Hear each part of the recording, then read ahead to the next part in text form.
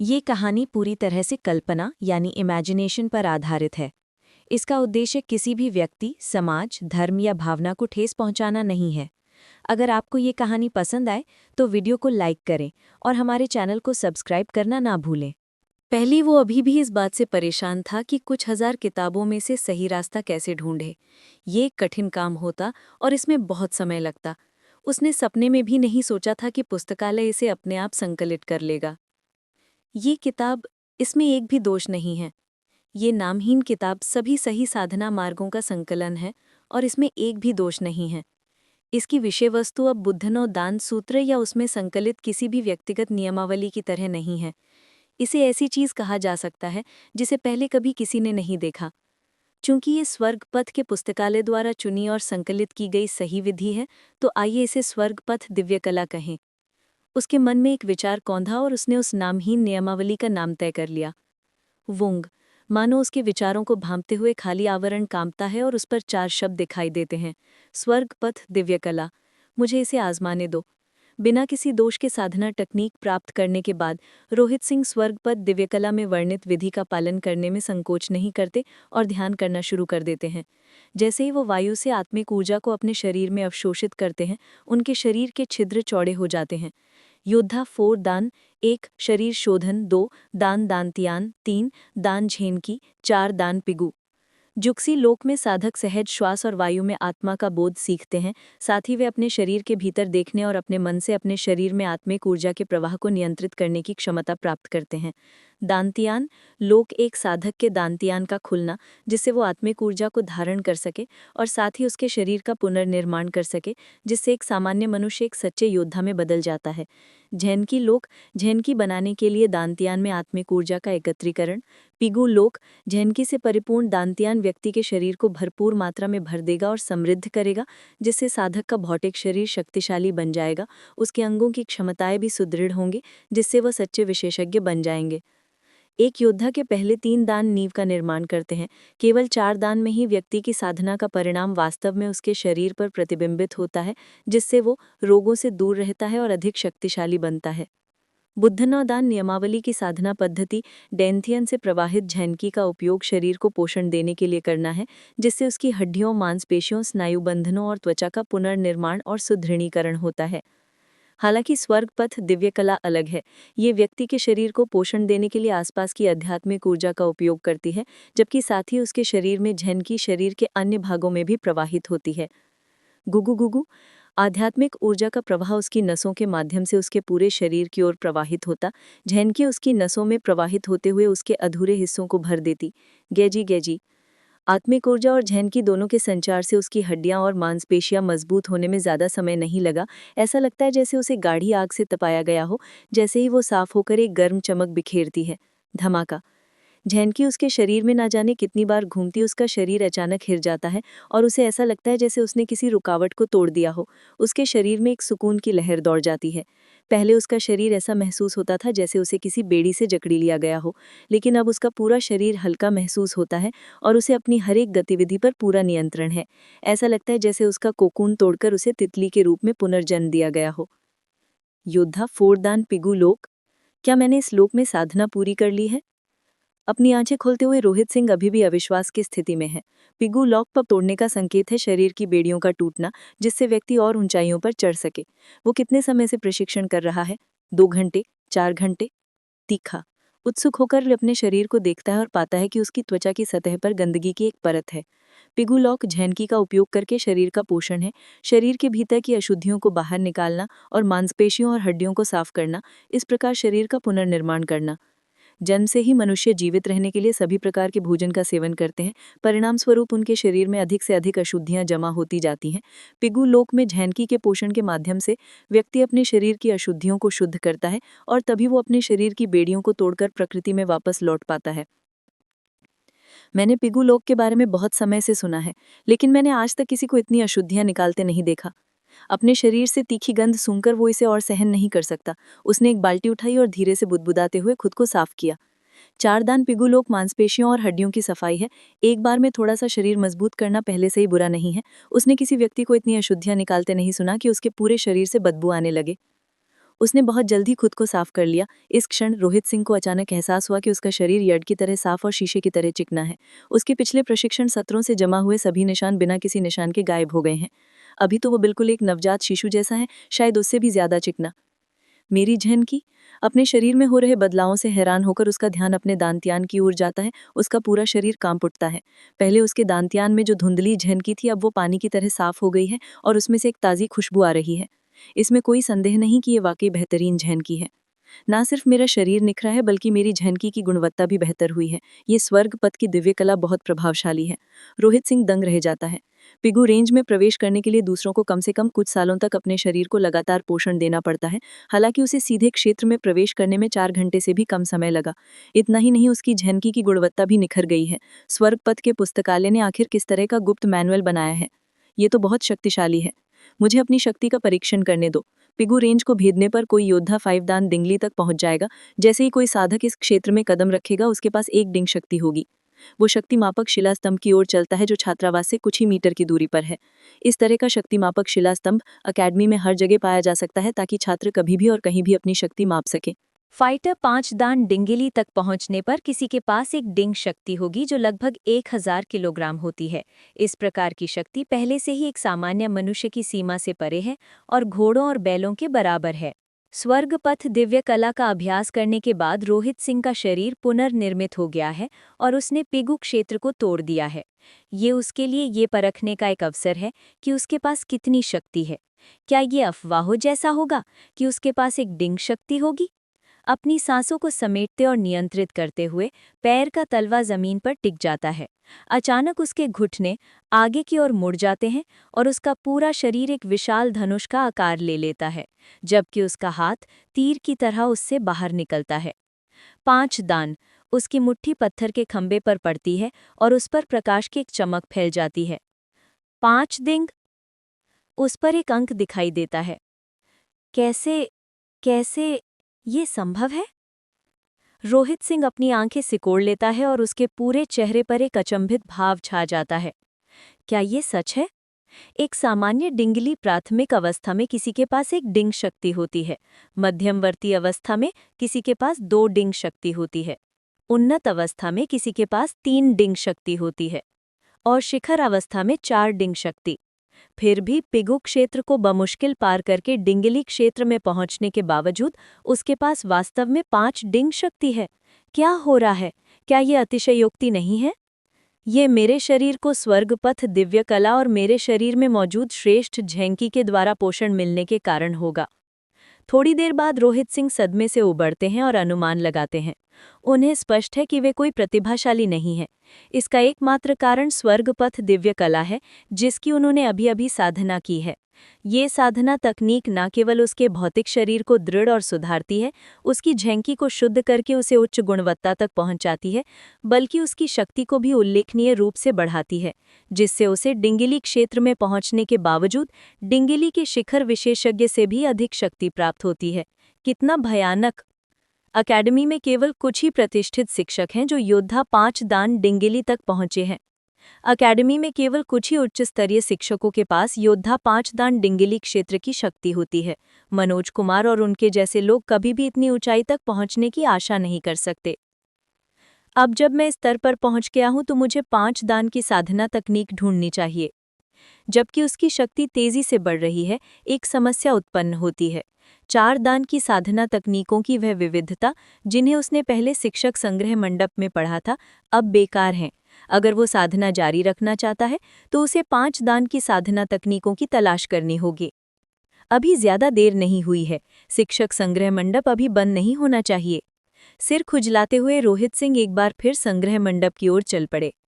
लोगों को लालची और जल्दबाजी में प्रशिक्षण लेने से रोकने के लिए अकेडमी ने एक नियम लागू किया था कि कोई भी व्यक्ति केवल अपनी साधना के स्तर के अनुरूप ही साधना तकनीकें देख सकता है।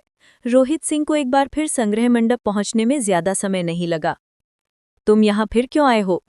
ये देखकर कि ये वही आदमी है जो कुछ देर पहले आया था, संरक्षक एल्डर दुबे भौहें चढ़ा लेता है। ये अव्यवहारिक आदमी अभी कुछ देर पहले ही मंडप से गया है, वो फिर वापस क्यों आया है? एल्डर दुबे, मैं 5 दान की साधना तकनीक देखना चाहता हूँ। रोहित सिंह थोड़ा असहज है। वो ये तो नहीं कह सकता कि थोड़ी देर के लिए जाने के बाद वो आगे निकल गया। अगर वो ऐसा कहता तो दूसरा आदमी या तो उसे मार डालता या प्रयोगशाला के चूहे की तरह उसकी जांच करने के लिए उसका अपहरण कर लेता। पिगू क्षेत्र और डिंगली क्षेत्र में झेंकी में ज्यादा अंतर नहीं है। जब तक वो अपनी झेंकी का हेरफेर नहीं करता, तब तक विशेषज्ञों के लिए भी अंतर बताना मुश्किल है। एल्डर दुबे भले ही ताकतवर हो, लेकिन उसके लिए ये अकल्पनीय है कि ये युवक उसके जाने के कुछ पलों में और भी ऊंचाइयों को छू सकता है। 5 दान साधना तकनीक, तुम्हें इसकी क्या जरूरत है? एल्डर दुबे का चेहरा काला पड़ जाता है। उसके साथी के प्रति उसकी कृतज्ञता का आखिरी कतरा भी गायब हो जाता है। उसने 4 दान साधना तकनीक पर कोई नोट्स नहीं बनाए और ना ही उसे साधने की कोशिश की। फिर भी अब वो 5 दान देखने वापस आया है। ये कैसा मजाक है? बड़े दुबे, बात ऐसी है कि आज मैंने एक साइड शिष्य को स्वीकार किया और उसके माता पिता ने मुझसे 5 दान साधना के बारे में कुछ प्रश्न पूछे। मैं उनका उत्तर नहीं दे पाया, जिससे वो उसे तुच्छ समझने लगे। इसलिए मैं इसे देखना चाहता हूँ और उसका उत्तर ढूंढना चाहता हूँ। इस तरह मैं भविष्य में इन प्रश्नों का समाधान कर सकूंगा। कुछ माता पिता से निपटना वाकई मुश्किल होता है। ये स्पष्टीकरण सुनकर बड़े दुबे ने सिर हिलाया। गंभीर भाव से वे कहते हैं, देख तो सकते हो, लेकिन किसी भी हालत में उनकी साधना मत करना। अगर तुम 4 दान पार किए बिना 5 दान की साधना करने की कोशिश करोगे, तो जब तुम पागल हो जाओगे तो देवता भी तुम्हें नहीं बचा पाएंगे। हाँ, मैं समझ गया, रोहित सिंह ने जल्दी से जवाब दिया। ठीक है, अंदर आ जाओ। एल्डर दुबे ने हाथ हिलाया और आंखें बंद कर ली। 5 दान साधना तकनीक सबसे आखिरी लाइन में है। हाँ हाँ, रोहित सिंह जल्दी से अंदर आते हैं। पाखंडी, व्यर्थ। अंदर आने के बाद एल्डर दुबे रोहित सिंह के बारे में अपनी राय में 2 शब्द और जोड़ते हैं। तो क्या हुआ अगर माता पिता इसके बारे में पूछेंगे? तुम सबसे निचले दर्जे के शिक्षक हो, ये स्वाभाविक है कि तुम उनके सवालों का जवाब नहीं दे पाओगे। तो दिखावे के लिए तुम खास तौर पर 5 दान साधना तकनीक देखने आए हो। ये पाखंड और व्यर्थता नहीं है तो क्या है? कल मैं प्रिंसिपल को ढूंढूंगा और इस अवास्तविक व्यक्ति को बाहर निकलवा दूंगा। अपने मन में ठंडी हंसी के साथ एल्डर दुबे का मन दृढ़ है। ऐसे व्यर्थ व्यक्ति को जो ठीक से साधना नहीं करता, अकेडमी में छोड़ना अकेडमी की संस्कृति को कलंकित करेगा। रोहित सिंह को नहीं पता कि एल्डर दुबे से हुई 2 मुलाकातों ने उन्हें उनकी निष्कासन सूची में डाल दिया है। अगर उन्हें पता होता तो उन्हें समझ नहीं आता कि उन्हें हंसना चाहिए या रोना।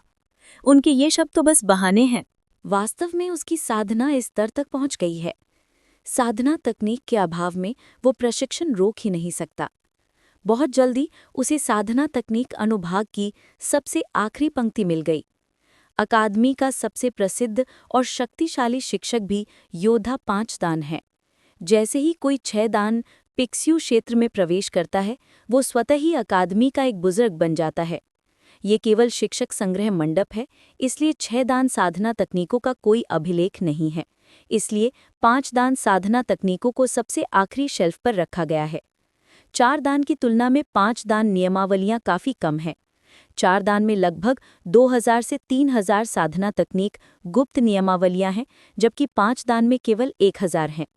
हालांकि जब कोई इसके बारे में सोचता है तो ये एक स्वाभाविक घटना भी है। चाहे जो भी हो, जितना ऊंचा चढ़ता है, संसाधन उतने ही कम होते जाते हैं। हालांकि अकादमी लंबे समय से मौजूद है, फिर भी इसके पूरे इतिहास में 4 दान की तुलना में 5 दान निश्चित रूप से काफ़ी कम है। परिणाम स्वरूप साधना तकनीकें और उनके द्वारा छोड़े गए नोट्स भी कम होंगे। सिर हिलाते हुए उसने ऐसे मामलों पर विचार न करने का फैसला किया। रोहित सिंह ने सहजता से एक किताब निकाली और उसे पलटने लगा। लगभग 1 घंटे बाद 1000 साधना तकनीकों के गुप्त नियमावलियों को खंगाला गया और स्वर्ग पथ के पुस्तकालय ने गुप्त नियमावलियों से संबंधित पुस्तकों का संकलन कर दिया। अपनी इच्छित वस्तु प्राप्त करने के बाद वो मंद मंद मुस्कुराया और दूर जाने से पहले एल्डर दुबे को अलविदा कहा। ये देखकर कि वो कैसे बेतरतीब ढंग से किताबों को पलट रहा है और देख रहा है, बीच में भी नहीं रुक रहा, वो एल्डर दुबे मन ही मन उसे फिर से डांटने से खुद को रोक नहीं पाए। अपनी रहने के स्थान पर वापस लौटकर रोहित सिंह वही करता है जो उसने पहले किया था और 1000 पुस्तकों में सही वाक्यांशों और अनुच्छेदों को खोजता है। जैसा उसने सोचा था, कुछ ही देर में पुस्तकालय ने 1000 पुस्तकों को एक में संकलित कर दिया। इस बार पुस्तक का कोई नाम नहीं है और उस पर 4 बड़े शब्द लिखे हैं, स्वर्ग पथ दिव्य कला। वो फिर से साधना शुरू करता है। योद्धा 5 दान डिंगली लोक पिगू लोक का एक विस्तार है। इस लोक का उद्देश्य सरल है, ये साधक की झेंकी को उसके शरीर के अनुरूप ढालना है। डिंगली लोक में प्रत्येक चरण के बीच शक्ति का अंतर मुख्यतः साधक की झेंकी और उसके शरीर के बीच अनुकूलता के स्तर के कारण होता है। उनकी अनुकूलता जितनी अधिक होगी, व्यक्ति उतनी ही अधिक शक्ति लगा पाएगा। स्वर्ग पथ दिव्य कला में डिंगली लोक की साधना विधि पढ़ते हुए रोहित सिंह अपना ध्यान केंद्रित करते हैं। वो अपने डैंटियन में क्रिस्टल के समान स्पष्ट झिंकी को अपने शरीर में धीरे धीरे प्रवाहित करने के लिए सावधानी से नियंत्रित करते हैं। एक निश्चित लय में चलते हुए उसे अपने शरीर में पूरी तरह से विलीन होने देते हैं। स्वर्ग पथ दिव्य कला सचमुच कुछ हजार से ज्यादा गुप्त नियमावलियों के लाभों से संकलित एक साधना तकनीक होने के योग्य है। इस साधना पद्धति की दक्षता सचमुच देखने लायक है। उसकी झेंकी और मांसपेशियां तेजी से एक हो जाती हैं। उसके शरीर की शक्ति और झेंकी की अनुकूलता तेजी से बढ़ती है। डिंगली क्षेत्र का प्राथमिक चरण, डिंगली क्षेत्र मध्यवर्ती चरण, डिंगली क्षेत्र उन्नत चरण, डिंगली क्षेत्र शिखर। धमाका! 4 घंटे बाद उसका शरीर फिर से काम जाता है। रोहित सिंह अपनी आंखें फिर से खोलता है। उसकी आंखें अविश्वास से भर जाती हैं। ये योद्धा 5 दान शिखर। शुरू में उसने सोचा था कि उसे 5 दान की साधना में लंबा समय लगेगा। उसने कभी सपने में भी नहीं सोचा था कि वो स्वर्ग पथ दिव्य कला के माध्यम से 4 घंटे में शिखर तक पहुंच सकता है। उसके पहले वाले स्वरूप के लिए साधना स्वर्ग पर चढ़ने जितना ही कठिन है। फिर भी रोहित सिंह जो स्वर्ग पथ दिव्य कला का अभ्यास कर रहा है, के लिए ये खाने पीने जितना आसान है। केवल आधी रात के प्रयास से वो योद्धा 3 दान झिंकी लोक से योद्धा 5 दान डिंगली लोक शिखर तक पहुंच गया। ये बहुत बढ़ा चढ़कर कहा गया है। इसके अलावा अगर उसे 6 दान की साधना विधि का ज्ञान न होता और उसे ये भी न पता होता कि उसे किस एक्यू पॉइंट को तोड़ना है, तो वो शायद पहले ही 6 दान पिक्स्यू लोक का विशेषज्ञ बन चुका होता। 6 दान पिक्स्यू लोक में व्यक्ति अपने शरीर के सभी अवरुद्ध एक्यू पॉइंट्स को खोल देता है। हर एक एक्यू पॉइंट को खोलने पर उसकी झेंकी और समृद्ध होती जाती है और उसकी क्षमता बढ़ती जाती है। कहा जाता है कि मानव शरीर में 108 एक्यू पॉइंट होते हैं, हालांकि इनमें से केवल 72 को ही खोला जा सकता है और उन्हें खोलने का एक क्रम है। हर किसी का शरीर अलग होता है, इसलिए हर किसी को बेहतर परिणाम प्राप्त करने के लिए उनमें से प्रत्येक को तोड़ने के लिए एक अलग क्रम की आवश्यकता होगी। अगर कोई सही क्रम नहीं खोज पाता, तो संभवतः वो केवल 3 या 4 एक्यू पॉइंट ही खोल पाएगा और जीवन भर वहीं अटका रहेगा। ये वैसा ही है जैसे नदी के किनारे से गाद साफ करना। इसे ऊपरी धार से निचली धार तक धीरे धीरे साफ करना होगा।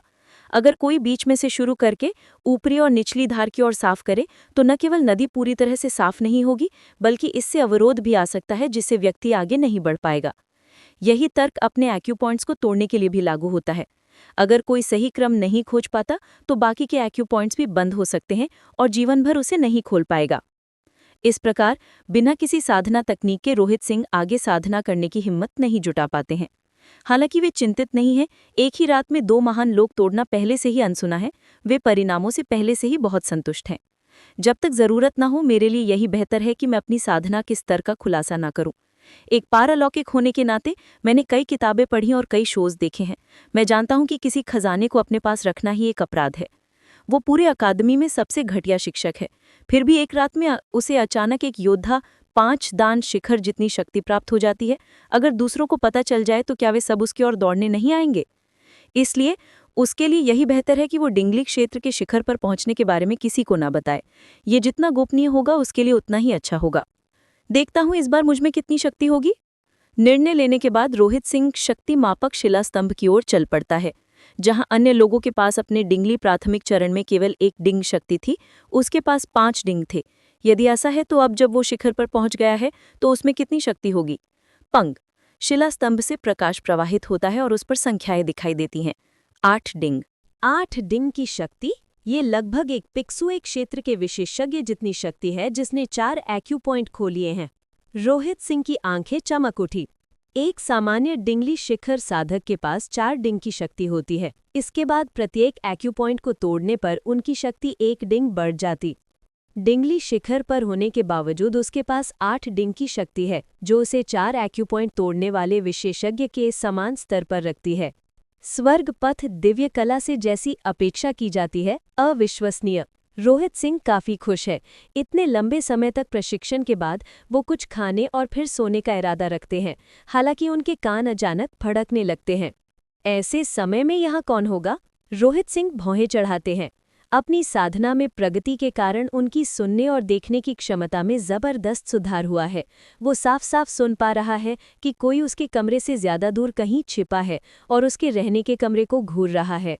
लगता है वो मेरे कमरे का मुआयना कर रहा है, शायद उसे अभी तक मेरी मौजूदगी का पता नहीं चला है।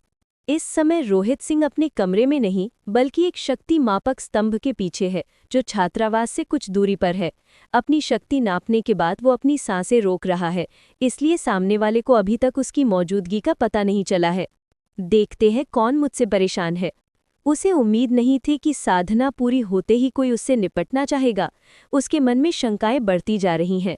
अपनी पिछली यादों को खंगालते हुए, हालांकि उसे ज्यादा उपलब्धि हासिल नहीं हुई है, लेकिन ऐसा कोई मामला नहीं आया है जहां कोई रात में चुपके से उससे निपटने आया हो। चाहे वो कोई भी हो, मुझे उसे अपनी पहचान नहीं करवाने देनी चाहिए। जैसे ही वो सामने वाले से मिलने वाला था, अचानक उसके मन में एक विचार कौंधा। पूरी एकेडमी जानती है कि वो एक लड़ाकू 3 दान झैनकी क्षेत्र का कचरा है। अगर वो इस समय 5 दान शिखर के रूप में प्रकट हो जाए तो सामने वाला पक्ष निश्चित रूप से डर कर मर जाएगा। और अगर ये खबर फैल गई तो निश्चित रूप से बहुत से लोग उसकी जांच करेंगे। इसलिए सामने वाला पक्ष चाहे कोई भी हो, रोहित सिंह को उसे पहचान नहीं देना चाहिए। इस समय उसे अचानक अपने पिछले जन्म में देखी गई अनगिनत फिल्में याद आती हैं, इसलिए वो अपनी आस्तीन से एक कपड़ा फाड़कर अपना चेहरा ढक लेता है। अपनी तैयारी पूरी करने के बाद रात के अंधेरे का फायदा उठाते हुए रोहित सिंह धीरे धीरे हल्के कदमों से दूसरे पक्ष की ओर बढ़ता है। हालांकि वो अभी अभी आगे बढ़ा है और उसने कभी कोई पद क्रिया नहीं सीखी है, लेकिन वो जिस साधना तकनीक का प्रशिक्षण ले रहा है वो स्वर्ग पथ दिव्य कला है, जो उसे अपने शरीर पर उत्कृष्ट नियंत्रण प्रदान करती है। और तो और वो अपने आसपास के माहौल से भी अच्छी तरह से वाकिफ है, इसलिए सामने वाले ने उसे सिर्फ 10 मीटर पीछे होने पर भी नहीं देखा। इतनी नज़दीकी में वो सामने वाले द्वारा पहना गया काला सूट साफ देख सकता है। उसका चेहरा भी ढका हुआ था, इसलिए उसे पहचान पाना भी नामुमकिन था। यार, अगर तुझे इल्ज़ाम लगाना ही है तो अपनी हिम्मत को इल्ज़ाम दे कि तूने हमारी जवान मालिकिन पर हाथ डालने की हिम्मत की। एक बड़े पेड़ के पीछे छिपकर रोहित सिंह अपने सामने खड़ी तस्वीर को घूरता है। उसके कानों में धीरे धीरे उसकी बुदबुदाहट आ रही है। वो आवाज़ जानी पहचानी लग रही है। रोहित सिंह की भौहें सिकुड़ गई।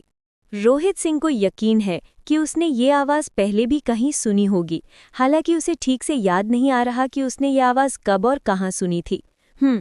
जैसे ही वो ये याद करने की पूरी कोशिश कर रहा है कि ये उसके पिछले स्वरूप की याद है या उसके परलोक से धारने के बाद की, उसके सामने का साया टिमटिमाता है और धीरे धीरे उसके शयन ग्रह की ओर बढ़ता है। उसी समय उसकी कलाई के एक झटके से एक ठंडी चमक चमकती है और उसकी हथेली पर एक तेज खंजर दिखाई देता है। तुम मुझे मारना चाहते हो? दूसरे पक्ष को चाकू निकालते देखकर रोहित सिंह की भौहें चढ़ जाती हैं। गनीमत है कि वो साधना कर रहा था और सो नहीं रहा था, वरना जब दूसरा पक्ष उसके पास इस तरह चुपके से आएगा तो क्या वो मारा नहीं जाएगा? पहले मुझे पता तो चलने दो कि ये आदमी कौन है। रोहित सिंह जानता है कि इस तरह रात में हमला करने का मतलब होगा कि वो कोई व्यक्ति नहीं है, शायद उसके पीछे कोई संगठन भी हो सकता है। अगर वो अपनी हत्या की कोशिश करने वाले की सही पहचान नहीं कर पाता तो भले ही वो इस हत्यारे को मार ही क्यों ना डाले, भविष्य में उसकी जान पर बन सकती है। अगर वो हत्या के पीछे के संगठन का पता नहीं लगाता तो उसे चैन की नींद सोने का सपना भी नहीं देखना पड़ेगा। कौन है? जब रोहित सिंह सोच रहा है कि वो अपने सामने वाले आदमी को ये कैसे कबूल करवाए कि उसका समर्थन करने वाला संगठन है, तभी उसे एक धीमी आवाज़ सुनाई देती है। अनजाने में खंजर पकड़े काले कपड़े पहने आदमी उसके पास ही खड़ा होता है। रोहित सिंह ने पहले कभी किसी का पीछा नहीं किया था। दूसरे पक्ष को चाकू निकालते देखकर वो एक पल के लिए घबरा गया और उसकी सांस फूल गई, जिससे दूसरे पक्ष को उसकी मौजूदगी का पता चल गया। मैं इतनी जल्दी ध्यान में आ जाने पर रोहित सिंह भौंचक्कर रह गया। जैसे ही वो अपने सामने वाले आदमी से द्वंद्वल करने के लिए आगे बढ़ने वाला था, उसके दिमाग में एक विचार कौंधा और एक शानदार विचार उसके दिमाग में आता है। मैं रोहित सिंह को मारने आया हूँ, उस निकम्मे शिक्षक को। तुम कौन हो? अपनी आवाज को दबाकर ताकि उसकी पहचान ना हो सके, रोहित सिंह ने कहा। चूंकि दूसरा पक्ष उसे मारने आया है तो वो उसे ये कहकर भ्रमित कर सकता है कि वो भी इसी मकसद से आया है। तुम उसे मारने आए हो? काले कपड़े वाला आदमी चौंक गया। हालांकि रोहित सिंह ने जिस तरह अपना चेहरा छिपाया और उसका चालाक रवैया देखा, उसे उसकी बातों पर थोड़ा भरोसा हुआ। सच में अकेडमी का सबसे घटिया शिक्षक भी अगर अकेला छोड़ दिया जाए तो छात्रों को नुकसान ही पहुंचाएगा। रोहित सिंह अपने बारे में बात करते हुए लाल हो गए।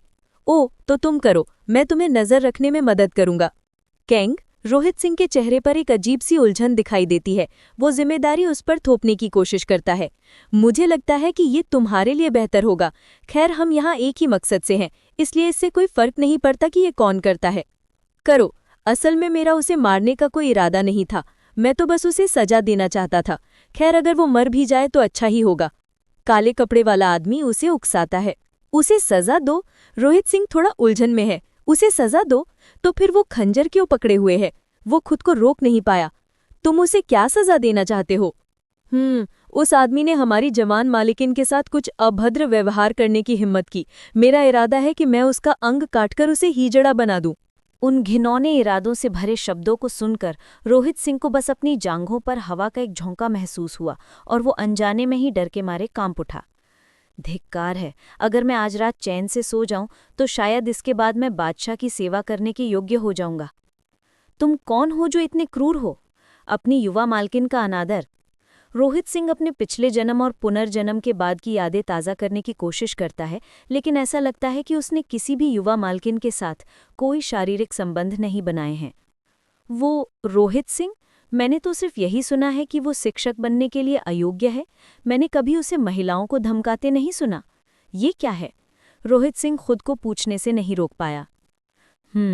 वो आदमी इंसानी खाल वाला जानवर है। क्या गुरु, वो तो जानवर है, हमारी युवा मालकिन। छोड़ो, जितना मैं इसके बारे में सोचता हूँ उतना गुस्सा आता है। काले कपड़े वाले आदमी की दबी हुई आवाज में अकथनीय क्रोध साफ झलक रहा था। रोहित सिंह को तो बस तारे ही नजर आ रहे थे। तो फिर आखिर तुम मुझे जानवर जैसा बेइज्जत क्यों कर रहे हो? मैंने तुम्हारी जवान मालकिन के साथ क्या किया? और तुम्हारी जवान मालकिन कौन है? अगर वो सुंदर है तो एक बात है, लेकिन अगर वो बदसूरत है तो क्या ये ज्यादती नहीं कि मुझ पर ऐसी प्रतिष्ठा थोपी जाए? तुम उसे क्यों मारना चाहते हो? अपमान के बाद काले कपड़े वाला आदमी उधर देखता है। मुझसे? रोहित सिंह को उम्मीद नहीं थी कि सामने वाला उससे सवाल करेगा। वो एक पल के लिए स्तब्ध रह जाता है, फिर अपने जबड़ा भींचकर जवाब देता है। मैं औरतों को धमकाने की उसकी हरकतों को बर्दाश्त नहीं कर सकता। तुम्हें पता है कि वो औरतों को धमकाता है? उसने किसे धमकाया? वो, रोहित सिंह बड़बड़ाते हुए कहता है, मुझे तुम्हारे सवालों का जवाब देने की कोई ज़रूरत नहीं है। ये सच है, चूंकि हम दोनों के मन में एक ही लक्ष्य है, इसलिए तुम पहले जाओ। ये देखकर कि दूसरा पक्ष कुछ भी बताने को तैयार नहीं है, हालांकि उसके मन में कुछ शंकाएं हैं, वो आगे कुछ नहीं पूछता और हाथ हिलाकर रोहित सिंह को आगे बढ़ने का इशारा करता है। अच्छा होगा कि तुम पहले जाओ। अगर मैं पहला वार करता तो वो नपुंसक बनाने से पहले ही मर जाता। बेहतर होगा कि मैं उसे मारने से पहले तुम उसका नपुंसक बना दो, रोहित सिंह जवाब देता है। वो, काले कपड़े वाला आदमी हिचकिचाने लगता है। वो रोहित सिंह को शक की निगाह से देखता है। उसे शक होने लगा है। ऐसा संयोग कैसे हो सकता है? जब वो रोहित सिंह का नपुंसक बनाने वाला होता है तभी कोई दूसरा व्यक्ति उसकी हत्या करने के लिए प्रकट हो जाता है। अगर उसे दूसरे पक्ष की ताकत का डर ना होता तो वो अब तक उसे बेहोश कर चुका होता। क्यों, तुम्हें मुझ पर भरोसा नहीं है? अगर मैं उसे मारना नहीं चाहता तो मैं आधी रात को यहाँ क्यों आया? उसकी शंकाओं को भांपकर वो उन्हें दूर करने की कोशिश करता है। ये शब्द सुनकर काले कपड़े वाला आदमी एक पल के लिए हिचकिचाता है, फिर सहमति में सिर हिलाता है। ये सच है, रात बहुत हो चुकी है। अगर वो नकाबपोश आदमी रोहित सिंह को मारने के लिए यहाँ नहीं है तो फिर यहाँ क्यों है? ऐसा इसलिए नहीं है कि मुझे तुम पर भरोसा नहीं है, क्योंकि हमारे लक्ष्य एक दूसरे से मिलते जुलते हैं, इसलिए चलो साथ चलते हैं। काले कपड़े वाले आदमी ने एक पल सोचकर जवाब दिया। उसे अभी भी अपने सामने वाले पर थोड़ा शक है। तुम अभी भी बहुत ज्यादा सावधान हो, निश्चिंत रहो। एक इंसान होने के नाते मेरे कुछ बुनियादी सिद्धांत हैं। हालांकि चूंकि तुम्हें मुझ पर भरोसा नहीं है, रोहित सिंह बातचीत को आगे नहीं बढ़ाते और इशारा करते हैं, चलो साथ चलते हैं। इसके बाद वो आगे बढ़ता है। योद्धा 5 दान शिखर? उसकी चाल देखकर काले कपड़े वाले आदमी ने तुरंत उसकी साधना के स्तर को पहचान लिया। उसने अपना किंग-कॉन्ग लगाया और उसके पीछे पीछे चला। काले कपड़े वाले आदमी को अपने पीछे आते देखकर रोहित सिंह तुरंत पीछे मुड़कर देखने लगा। धमाका! स्वर्ग पथ का पुस्तकालय हिला और एक किताब प्रकट हुई। दूसरे पक्ष ने उसका पीछा करने के लिए जो कौशल दिखाया वो किसी युद्ध तकनीक को अंजाम देने के बराबर था। अगर कोई हुनर इस्तेमाल करे तो स्वर्ग के मार्ग का पुस्तकालय उसकी कमियों पर एक किताब संकलित कर लेगा और इस तरह उसकी पृष्ठभूमि का पता चल जाएगा। रोहित सिंह किताब पर नजर डालता है। उसे कवर पर सिर्फ 2 शब्द लिखे दिखाई देते हैं, याओ हान। ये नाम बहुत परिचित लग रहा है, मैंने इसके बारे में कहाँ सुना है। रोहित सिंह पहले पन्ने पर पलटने से पहले एक पल के लिए कवर को देखता है। याओ हान, आदर्श नगर के स्वामी निवास का बटलर, युद्ध स्तर 6 दान, पाइक्स्यू प्राथमिक चरण, 8 अक्यू पॉइंट खुले। ये वही है? आदर्श नगर शब्द देखकर रोहित सिंह को तुरंत अपने सामने खड़े व्यक्ति की पहचान याद आ जाती है। क्या ये आदर्श नगर का बटलर नहीं है जो उसे धमकाने के लिए दौड़ा था जब उसने जोया मलिक को अपना शिष्य स्वीकार किया? कोई आश्चर्य नहीं, उसकी आवाज़ और नाम इतना परिचित क्यों लग रहा है।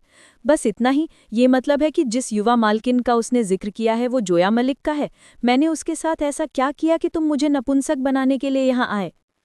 मुझे बदनाम करने की हिम्मत, भले ही तुम मुझसे ज़्यादा ताकतवर हो, मुझे तुम्हें सबक सिखाना ही होगा। जितना वो इस बारे में सोचता है उतना गुस्सा आता है। अगर ये उसके पिछले स्वभाव का किया हुआ है, क्योंकि अब वो उसकी जगह लेने के लिए स्वर्ग से ऊपर उठ गया है, तो भले ही उसे लगता होगा कि उसके साथ अन्याय हुआ है, वो इसे स्वीकार कर लेगा। लेकिन असल बात यह है कि उसने कुछ नहीं किया।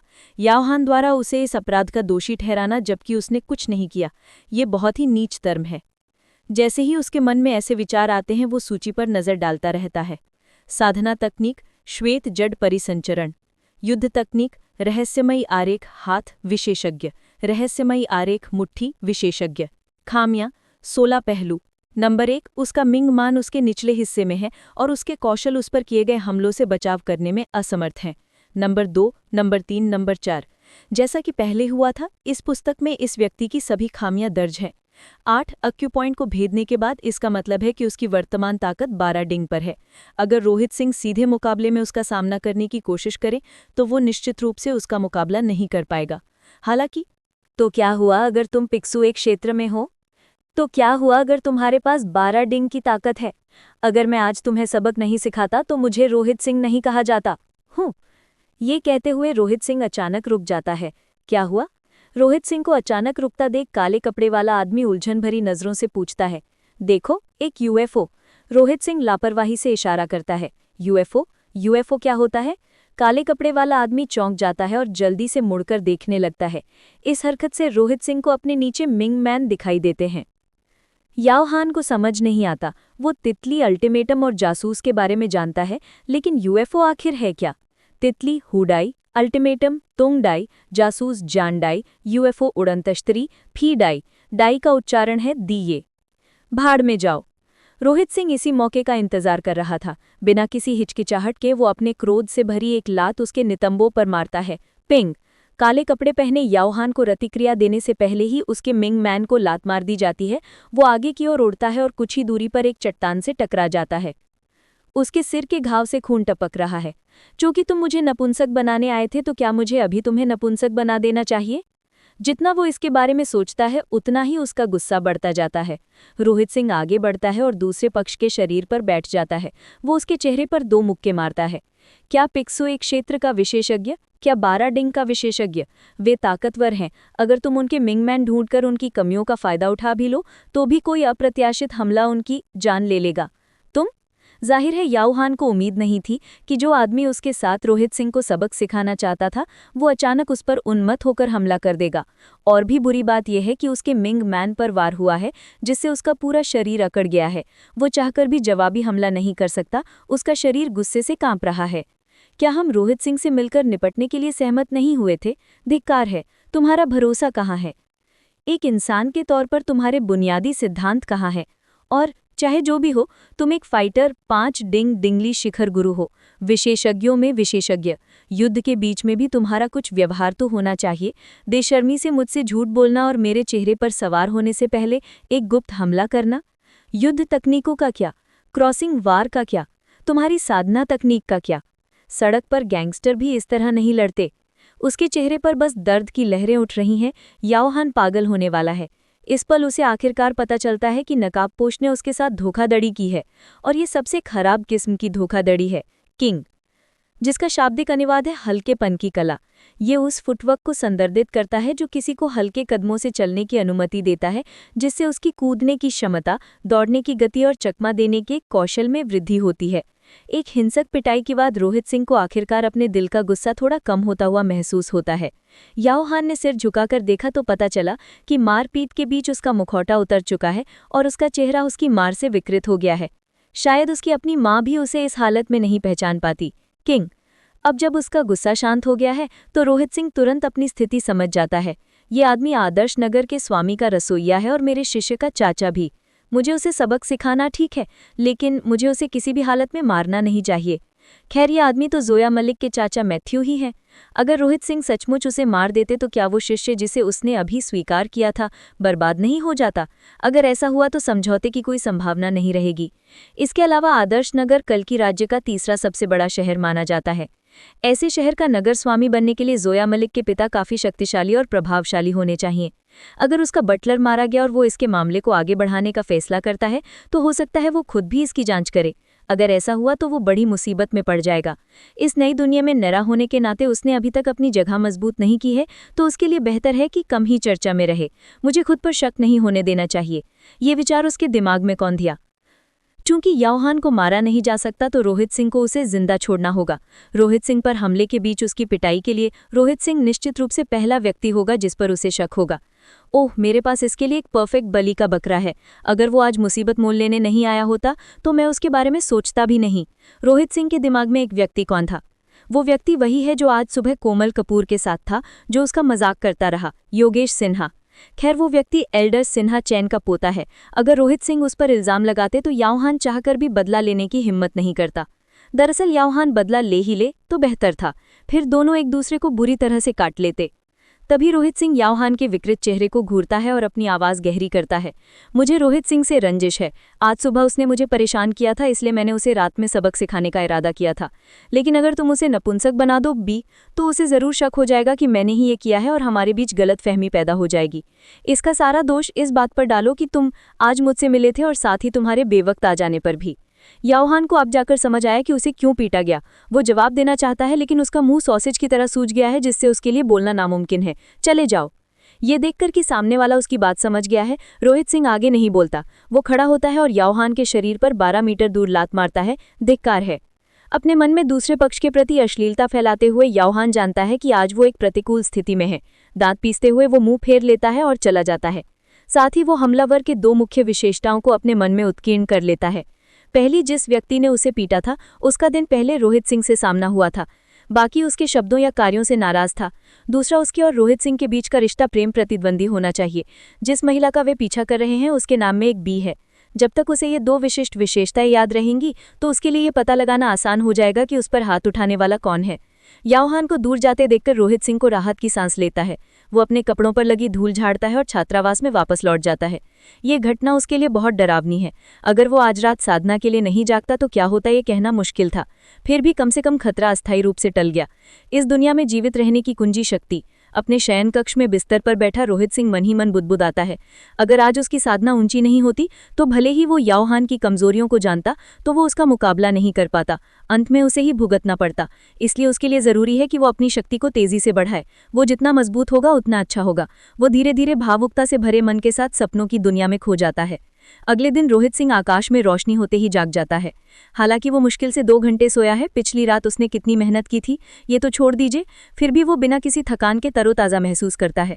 पाठ शुरू करने का समय हो गया है। वो कपड़े पहनते हुए बुदबुदाता है। इसके बाद वो तेज कदमों से अपनी कक्षा की ओर चलता है। उसे अपनी कक्षा में पहुंचने में ज्यादा समय नहीं लगा। जैसे ही वो दरवाजा खोलता है, एक हट्टा कट्टा युवक उत्साह से उसका स्वागत करता है। रोहित टीचर, आप आ गए। देखिए, मैंने कमरा साफ कर दिया है। वो आखिरी छात्र है जिसे रोहित सिंह ने कल स्वीकार किया, मोटा दिलेर खान।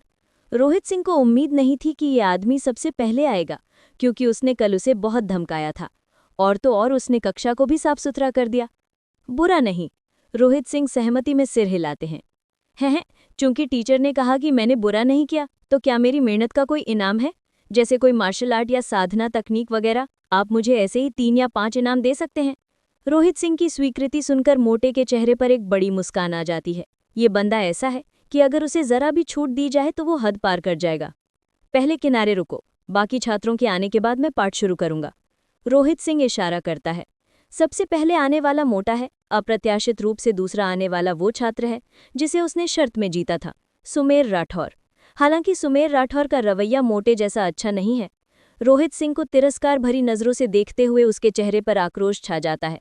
उसकी राय में रोहित सिंह ने शर्त सिर्फ किस्मत से जीती है और उसके जैसे प्रतिभाशाली व्यक्ति के लिए ऐसे घटिया स्तर के शिक्षक के संरक्षण में आना एक यातना है। तीसरा युवक है जो भाला चलाने में माहिर है, शक्ति भाटी। रोहित सिंह द्वारा शक्ति भाटी के भाले में समस्या बताने के बाद उसकी ताकत 1 गुना से भी ज्यादा बढ़ गई। परिणाम स्वरूप शक्ति भाटी को अपने शिक्षक पर बहुत भरोसा है और रोहित सिंह को स्वीकार करने वाले मौजूदा कुछ छात्रों में वो अकेला है जो अपनी मर्जी से उसके पास आया है। चौथी रिद्धि शर्मा आती है। शर्मीली लड़की जब अंदर आती है तो बाकी छात्रों को देखकर शर्मा जाती है और तुरंत कोने में छिप जाती है। मुझे आज अपने शरीर की समस्या का समाधान कर लेना चाहिए। जोया मलिक अपनी आंखें खोलती है। कल अकेडमी के सबसे घटिया शिक्षक ने दावा किया था कि वो उसकी समस्या का समाधान कर सकता है। अपने छात्रावास में लौटने के बाद वो खोई हुई और चिंतित महसूस कर रही थी, जिससे वो अपने बिस्तर पर करवटें बदलती रही और काफी देर बाद ही सो पाई।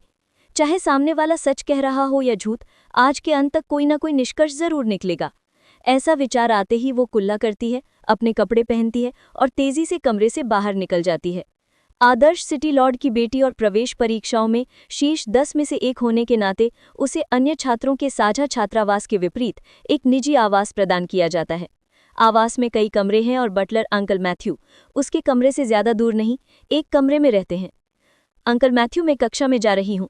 चिल्लाने के बाद भी कमरे में कोई हलचल न देखकर वो चलने की तैयारी करती है। युवा मालकिन, मेरा इंतजार करो, मैं तुम्हारे साथ चलूंगी। दरवाजे के पीछे से एक आवाज गूंजती है। दरवाजा खुलता है और मैथ्यू जेवियर बाहर निकलता है। उसके चेहरे को देखकर जोया मलिक चौंक जाती है। अंकल मैथ्यू, आप क्या हुआ?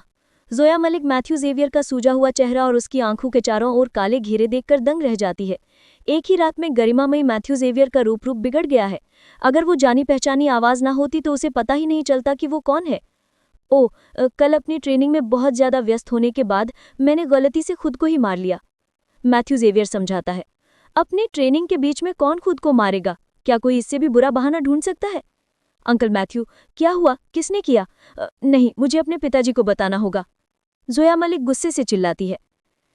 युवती, इससे परेशान मत होइए, ये मेरी अपनी समस्या है, मैं इसे खुद सुलझा सकती हूँ। बेहतर है कि आप पहले अपनी कक्षा में जल्दी से चलें। मैं देखना चाहती हूँ कि जिस शिक्षक को आपने स्वीकार किया है वो कैसा है। अगर उसके मानक बिल्कुल अफवाहों जैसे हैं तो मैं तुरंत नगर स्वामी को इसकी सूचना दूंगी और बुद्ध अकेडमी से आपके लिए एक नया शिक्षक मंगवाऊंगी। मैथ्यू जेवियर रौब दिखाते हुए हाथ हिलाता है। हालांकि उसकी हरकतें बहुत ज्यादा होने के कारण उसके घाव खिंच जाते हैं और उसकी पीठ पर ठंडा पसीना आ जाता है। ठीक है।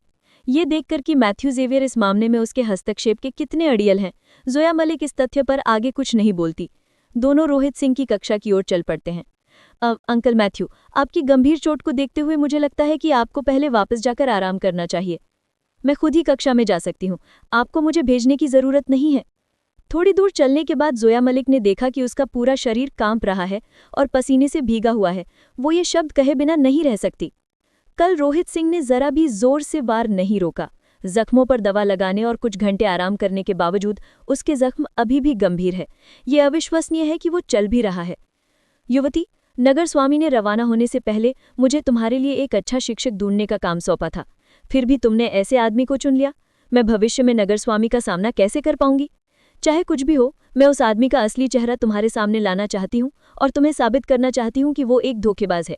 सिर्फ हमारी मासूम और नाजुक युवा अध्यापिका ही उसकी चालों में फंस सकती है। उसके इन मानकों को देखते हुए उसके लिए दूसरा छात्र भर्ती करना नामुमकिन है। जब तुम आखिरकार देखोगी कि उसकी कक्षा में कोई और छात्र नहीं है, तब तुम्हें पता चलेगा कि गया। कक्षा का दरवाजा खोल दिया जाता है, जिससे अंदर का नजारा दिखाई देता है। कक्षा के अंदर रोहित सिंह और उसके 4 नए छात्र बैठे हैं। ये सुनकर कि युवा अध्यापिका ने रोहित सिंह को अपना गुरु स्वीकार कर लिया है, मैथ्यू जेवियर गुस्से से यहाँ दौड़ता हुआ आता है, इस बात से अनजान कि रोहित सिंह पहले ही कई छात्रों को स्वीकार कर चुका है। उसने अभी अभी ये कहा था कि दूसरा पक्ष युवा अध्यापिका के अलावा किसी दूसरे छात्र की भर्ती नहीं कर पाएगा, लेकिन अगले ही पल उसकी मुलाकात रिद्धि शर्मा और बाकी लोगों से होती है। उसे ऐसा लगता है जैसे उसे सबके सामने थप्पड़ मार दिया गया हो। उसका चेहरा तुरंत काला पड़ जाता है। अध्यापिका, जोया मलिक के चेहरे पर भी जलन महसूस होती है और वो छिपने के लिए कोई बिल ढूंढने को मचल जाती है। तुम ठीक हो? कुछ देर बाद मैथ्यू जेवियर होश में आता है और रोहित सिंह को असमंजस से देखता है। कल उस आदमी ने उसके साथ बहुत क्रूरता की थी, इसलिए उसने सोचा कि रोहित सिंह अगर सुअर के सिर जैसा न भी हो जाए तो कम से कम अपंग तो हो जाएगा।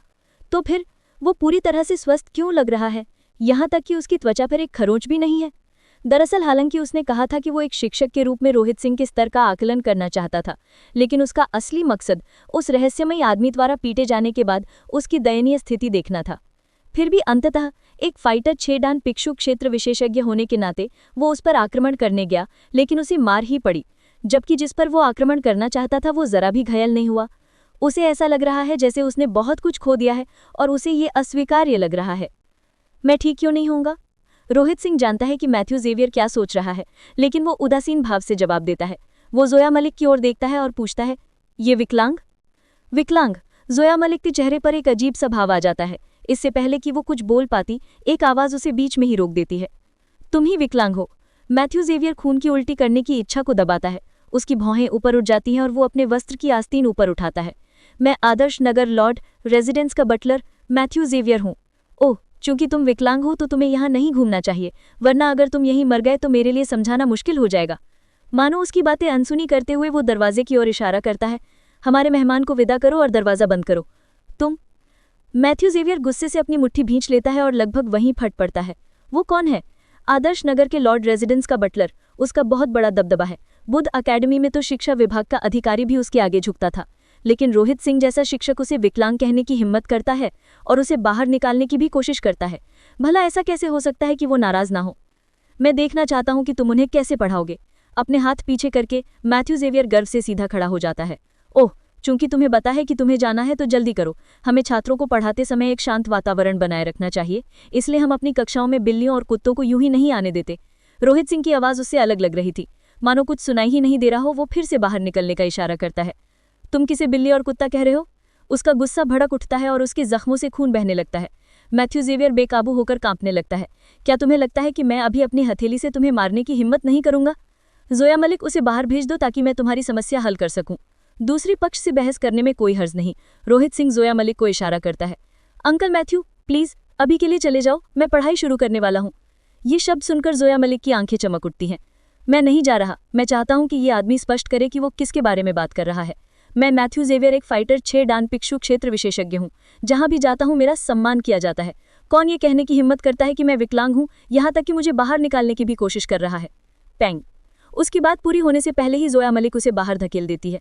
अगले ही पल उसके सामने का दृश्य अंधकार में हो जाता है, जैसे ही दरवाजा उसके ऊपर बंद हो जाता है।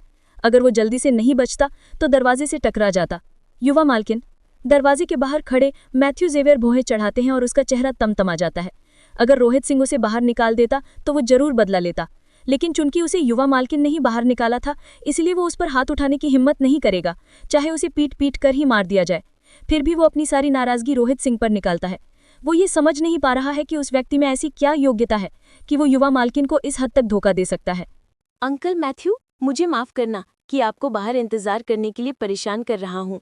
हम क्लास शुरू करने वाले हैं। जोया मलिक अपनी समस्या जानती है। अपनी बीमारी किसी को नहीं बतानी चाहिए, खासकर अंकल मैथ्यू को। अगर उसकी शिक्षिका उसकी समस्या सुलझाने में उसकी मदद करने वाली है तो स्वाभाविक रूप से उसे भगाना ही होगा। ठीक है युवा शिक्षिका, मैं बाहर इंतजार कर रहा हूँ। अगर कुछ हुआ तो मुझे फोन कर देना, मैं तुरंत अंदर आ जाऊंगा। युवा शिक्षिका की बातें सुनकर मैथ्यू जेवियर को पता चल गया कि वो अंदर नहीं जा पाएगा। वो भड़कने ही वाला था, लेकिन कोई चारा न होने के कारण वो बस दांत पीसकर सब सह सकता था। मैथ्यू जेवियर के जाने के बाद कमरे में केवल रोहित सिंह के 5 नए स्वीकृत छात्र और वही बचे थे। रोहित सिंह आसपास का जायजा लेते हुए कहते हैं, चूंकि तुम सब ने मुझे अपना गुरु मान लिया है तो तुम सब एक जैसे ही होगे। एक दूसरे का ध्यान रखना ताकि मेरी प्रतिष्ठा पर कोई आंच न आए। प्रतिष्ठा? ये शब्द सुनकर 5 छात्र एक दूसरे को घूरने लगते हैं। गुरुजी, लगता है आपकी कोई प्रतिष्ठा नहीं है। हम इसे खराब भी करना चाहे तो भी खराब करने जैसा कुछ नहीं है। मेरा पढ़ाने का तरीका बाकियों से थोड़ा अलग है। मैं छात्रों की व्यक्तिगत स्थिति के अनुसार शिक्षा देने पर विशेष ध्यान देता हूँ। सभी का मार्गदर्शन करने का तरीका अलग अलग होता है, इसलिए आप सभी में तुलना करने लायक कुछ भी नहीं है। रोहित सिंह अपने छात्रों के हाव भाव से बेखबर लगते हैं और एक शिक्षक जैसा दिखावा करते हैं। अभी मैं बगल वाले छोटे से कमरे में जाता हूँ। जब मैं तुम्हारा नाम पुकारूं तो उस छोटे से कमरे में आ जाना। रोहित सिंह की कक्षा बड़ी नहीं है, लगभग 100 वर्ग मीटर। फिर भी एक विभाजन है जिसके माध्यम से शिक्षक प्रत्येक छात्र को विशिष्ट मार्गदर्शन दे पाते हैं। ये पांचों छात्र एक दूसरे से अलग हैं। अगर वह उन्हें एक साथ मार्गदर्शन दे तो ये परेशानी भरा होगा और बेहद अप्रभावी। रिद्धि शर्मा, तुम मेरी पहली छात्रा हो, अंदर आओ। इसके बाद रोहित सिंह छोटे से कमरे में ले जाता है। हाँ। रिद्धि शर्मा के आज्ञाकारी स्वभाव को देखते हुए वो पलटकर जवाब देने की हिम्मत नहीं जुटा पाती और उसके पीछे पीछे चल पड़ती है। रिद्धि शर्मा को थोड़ा अफसोस होता है। कल वो रास्ता भटक गई थी और रास्ता पूछने आई थी, फिर भी उसे इस शिक्षक को अपना गुरु मानने के लिए धोखा दिया गया था। शुरुआत में उसे समझ नहीं आया था कि क्या हो रहा है, लेकिन सोचने पर ये शिक्षक वास्तव में सक्षम नहीं लगता। दूसरे शिक्षक उसके मुक्के के अभ्यास से उसके पैर की समस्या का पता लगा लेते हैं। हालांकि ये व्यक्ति न केवल बता पाने में असमर्थ था, बल्कि उसके पैर की चोट को ठीक करने में सक्षम होने का दावा भी कर रहा था। इस चोट के लिए उसके पिता ने बड़े बड़े डॉक्टरों को भी ढूंढा, लेकिन कोई फायदा नहीं हुआ। फिर भी उसके सामने खड़ा आदमी दावा करता है कि वो उसका इलाज कर सकता है। अगर ये स्कैम नहीं है तो क्या हो सकता है? और इसके अलावा राकेश शिक्षक ने उसे इस शिक्षक के बारे में बहुत कुछ बताया। तभी उसे एहसास हुआ कि इस शिक्षक का इतिहास कितना उज्ज्वल है। शिक्षक योग्यता परीक्षा में 0 अंक पाने वाला पहला शिक्षक और शिक्षकों में सबसे कमजोर। वो इतनी बदकिस्मत क्यों थी कि उसके झांसे में आकर उसकी बातों पर यकीन कर बैठी? कोई आश्चर्य नहीं कि बड़े भाई ने कहा था कि बाहर बहुत से बुरे लोग हैं। जब उसके बड़े भाई ने उसे बताया कि बाहर अविश्वसनीय लोग हैं, तो उसने उस पर विश्वास नहीं किया। अब अपने सामने शिक्षक को देखकर उसे लगता है कि उसके साथ अन्याय हुआ है, उससे झूठ बोला गया है। जैसे ही वो सोच रही थी कि उसे इस शिक्षक की शिक्षा कैसे छोड़ देनी चाहिए, कि ज़्यादा से ज़्यादा बात बस डांट फटकार के साथ खत्म हो जाएगी और वो अपने बड़े भाई से कोई और शिक्षक ढूंढने में मदद ले सकती है, तभी उसे एक जानी पहचानी आवाज़ सुनाई देती है। एक बार फिर अपनी युद्ध तकनीक दिखाओ। रोहित सिंह कमरे के बीच में बैठा है और शांत भाव से देख रहा है। पिछली बार जब उसने रिद्धि शर्मा को अपने साथ शामिल होने के लिए मनाने की कोशिश की थी, तब तक स्वर्ग तत्व का पुस्तकालय सक्रिय नहीं हुआ था, तो वो अभी भी नहीं जानता था कि रिद्धि शर्मा में क्या खामियां हैं। ठीक है, हालांकि रिद्धि शर्मा पाठ से हटने के लिए ललचाती है, लेकिन एक पल के लिए हिचकिचाने के बाद वो अपना सिर हिला देती है। एक बार फिर उसकी मुट्ठियों से हवा के झोंके निकले और जल्द ही उसका मुक्केबाजी का कार्यक्रम समाप्त हो गया। उफ! रोहित सिंह अपना सिर हिलाते हैं। हालांकि रिद्धि शर्मा का चरित्र थोड़ा अटपटा हो सकता है, लेकिन उसका मुक्केबाजी का कार्यक्रम काफी संतोषजनक है। शिक्षक, दरअसल मैं... रिद्धि शर्मा एक पल के लिए हिचकिचाती है और जैसे ही वो रोहित सिंह के पाठ से हटने का इरादा जताने वाली होती है, उसके सामने बैठा युवक बोल पड़ता है। अगर मैं गलत नहीं हूं तो शायद 2 साल पहले एक द्वंद्व युद्ध के दौरान किसी ने तुम्हारे पैर पर चोट मारी होगी। तुम्हें कैसे पता? रिद्धि शर्मा चौंक जाती है। उसकी खूबसूरत आंखें गोल गोल फैलती जा रही थी और उसके शब्द उसके मुंह में ही अटक गए। उसने कल सिर्फ अपने पैर में लगी चोट के बारे में बात की थी, उसकी वजह के बारे में नहीं। उसे उम्मीद नहीं थी कि सामने वाला ये बता पाएगा कि ये किसी के घूंसे से लगी चोट है, और यहाँ तक कि चोट लगने का समय भी। वो चौंके बिना नहीं रह सकी। किसी व्यक्ति के पैर में 3 एक्यूपॉइंट होते हैं और ये अलग अलग ताकत, गति और निपुणता को नियंत्रित करते हैं। जब आप किसी और से लड़ते हैं तो सामने वाला गलती से उस एक्यूपॉइंट पर चोट चढ़ देता है जो ताकत को नियंत्रित करता है। जब इस एक्यूपॉइंट पर चोट लगती है तो ये बंद हो जाता है, जिससे आपका खून विपरीत दिशा में बहने लगता है, जिससे आप किसी भी सामान्य व्यक्ति की तरह उस पर ताकत नहीं लगा पाते। रिद्धि शर्मा का शरीर कांप उठा, उसका चेहरा पूरी तरह लाल हो गया। पैर के लिए रिद्धि शर्मा के पिता ने राज्य के सभी प्रसिद्ध डॉक्टरों को आमंत्रित किया, जिनमें प्रसिद्ध मास्टर विश्वजीत भी शामिल थे। ऐसा लगता है कि उन्होंने भी कुछ ऐसे ही शब्द कहे थे, लेकिन वो ये भी नहीं पहचान पाए कि शक्ति को नियंत्रित करने वाला एक्यूपॉइंट कहाँ है, इसलिए वो इसका इलाज नहीं कर पाए। अगर वो हमेशा के लिए इलाज करवाना चाहती है तो उसे एक लड़ाकू 8 दान जोंगशी क्षेत्र के गुरु को बुलाना होगा, जिसके पास सुपीरियर जेन की हो, अन्यथा इलाज का सफल होना असंभव है। शुरुआत में उसे लगा था कि ये गुरु जो दावा कर रहे थे कि वो उसके पैर का इलाज कर सकते हैं, बस उसे अपने संरक्षण में आने के लिए फुसला रहे हैं, लेकिन उसे उम्मीद नहीं थी कि वो ठीक वही शब्द कहेंगे जो गुरु विश्वजीत ने कहे थे। तो वो चौंके बिना कैसे रह सके? गुरुजी, क्या आप मेरा इलाज कर सकते हैं? रिद्धि शर्मा खुद को पूछने से नहीं रोक सकी। बस एक छोटी सी बात है, रोहित सिंह ने उसके सवाल का बेरुखी से जवाब दिया। एक छोटी सी बात? रिद्धि शर्मा की आंखें सिकुड़ गई और उसकी सांसें तेज हो गई। हालांकि पैर की चोट के कारण उसे सामान्य रूप से चलने में कोई परेशानी नहीं थी, फिर भी उसे अपने प्रशिक्षण में बड़ी मुश्किलों का सामना करना पड़ता था। वो जैसे चलना भूल गया था और पैर सिकुड़ गए थे।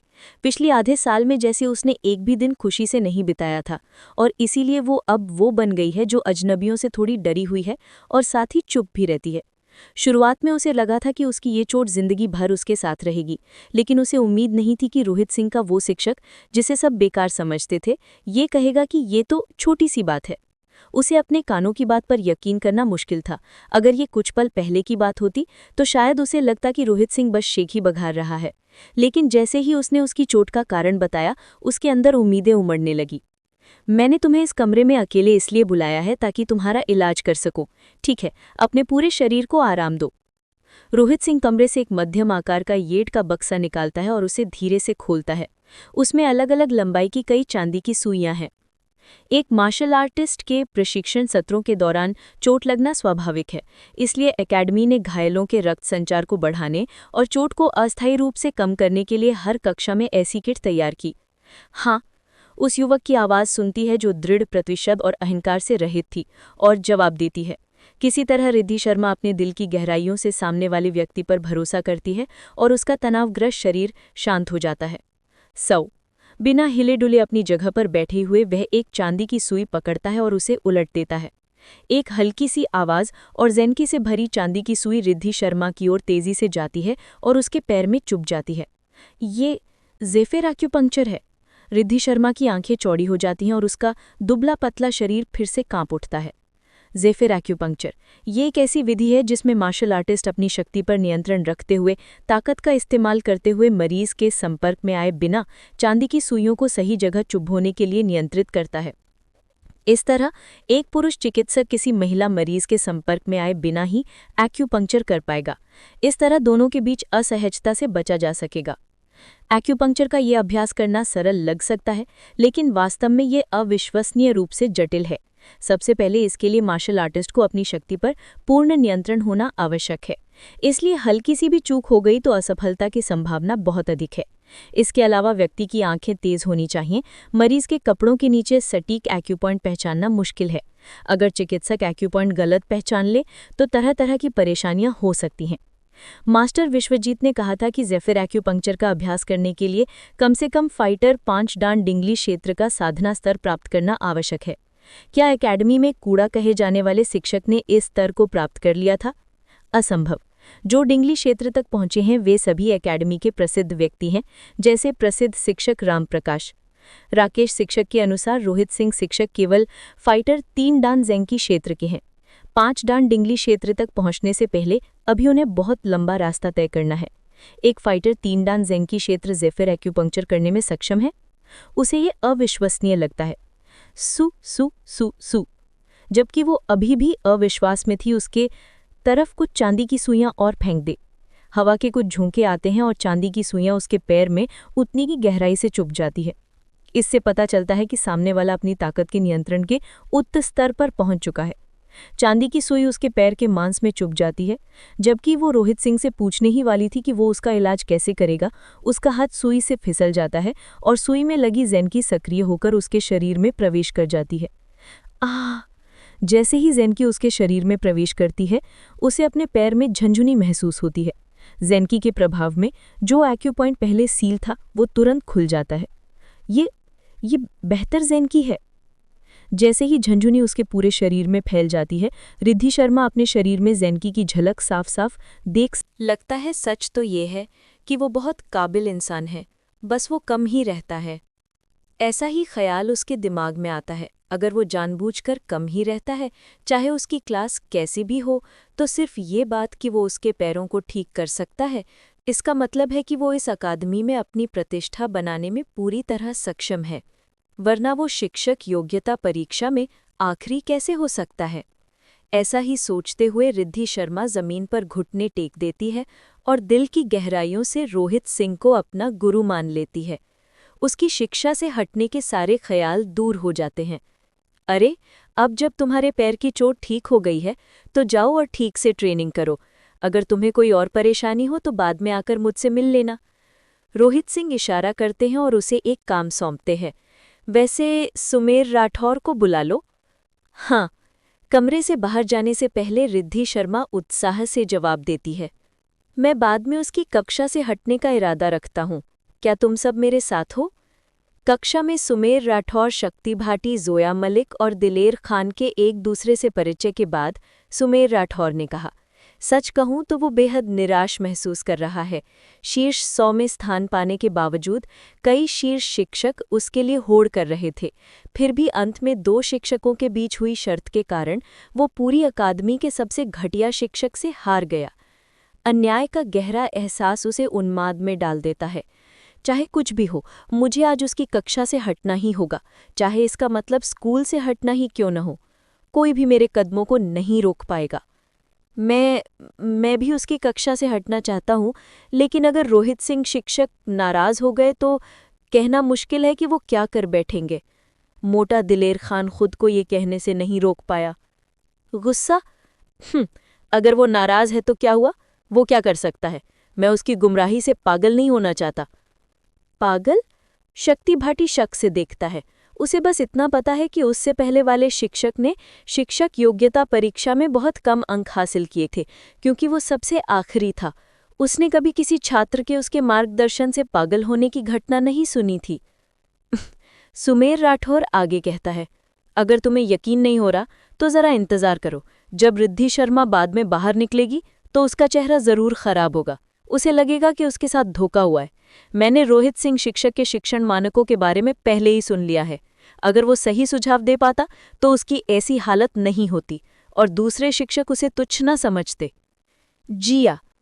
जैसे ही वे बात कर रहे थे, दरवाज़ा खुलता है और रिद्धि शर्मा उत्साहित भाव से बाहर निकलती है। सुमेर राठौर दंग रह जाता है। शुरू में तो उसने सोचा था कि वो उदास होगी, लेकिन उसकी उम्मीदों के विपरीत वो खुशी से मुस्कुरा रही है। बाकी कुछ छात्र भी हैरान हैं। ये खुशी उसके दिल की गहराइयों से आ रही है। जरूर उसे कोई बड़ा फल मिला है कि उसके चेहरे पर ऐसा भाव आ रहा है। क्या ऐसा हो सकता है कि इतनी बदनाम शिक्षिका सही सुझाव दे सके? एक छात्र को एक ही सत्र में इतना उत्साहित कर देना, मानो उसे कोई अनमोल खजाना मिल गया हो। शायद प्रसिद्ध राम प्रकाश शिक्षक भी ऐसा नहीं कर सकते। सुमेर राठौर, शिक्षक ने तुम्हें अंदर बुलाया है। दूसरों की सोच से बेखबर रिद्धि शर्मा प्रशिक्षण शुरू करने के लिए एक कोने में जाने से पहले उसे बताती है। मैं? सुमेर राठौर ने अपना जबड़ा भींच लिया। मैं देखना चाहता हूं कि तुम मुझे क्या सुझाव दे पाते हो। अगर तुमने मुझे कोई अच्छा सुझाव नहीं दे पाए तो मैं तुम्हारी कक्षा से हट जाऊंगा। मन ही मन बुड़बुड़ाते हुए वो कमरे में चला जाता है। सुमेर राठौर को शायद पहले रोहित सिंह ने गाइड किया होगा, लेकिन उन्हें नहीं लगता कि रोहित सिंह इस काबिल हैं, बल्कि उन्हें लगता है कि रोहित सिंह बस किस्मत से हैं।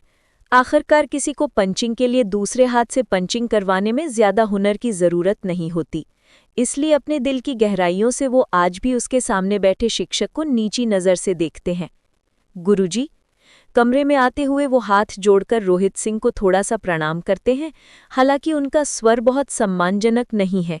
मैंने तुम्हें अपनी युद्ध तकनीकें पहले भी करते हुए देखा है।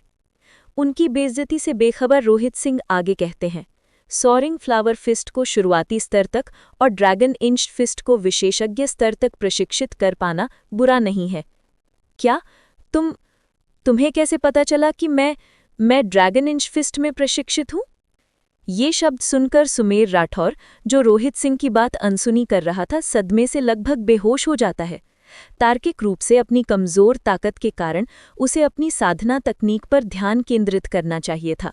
अगर उसे युद्ध तकनीक सीखनी भी है तो उसे ड्रैगन इंच फिस्ट की बजाय सोरिंग फ्लावर फिस्ट जैसी सामान्य युद्ध तकनीक का अभ्यास करना चाहिए था।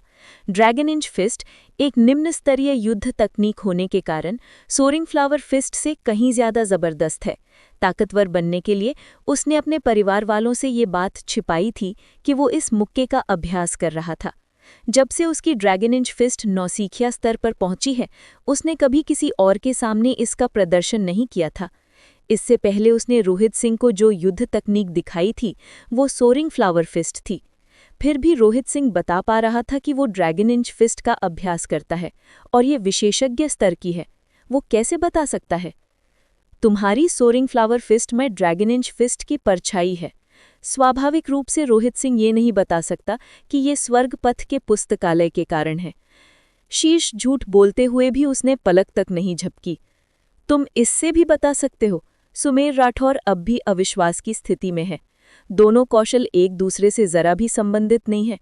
इससे पहले उसने मनोज कुमार शिक्षक के सामने भी सोरिंग फ्लावर फिस्ट का प्रदर्शन किया था, लेकिन वो इससे ज्यादा कुछ नहीं बता पाया था। फिर भी अकादमी का सबसे घटिया शिक्षक एक नज़र में इसकी असलियत जान लेता है। क्या ये सच है? उसके मन में अब भी संदेह है।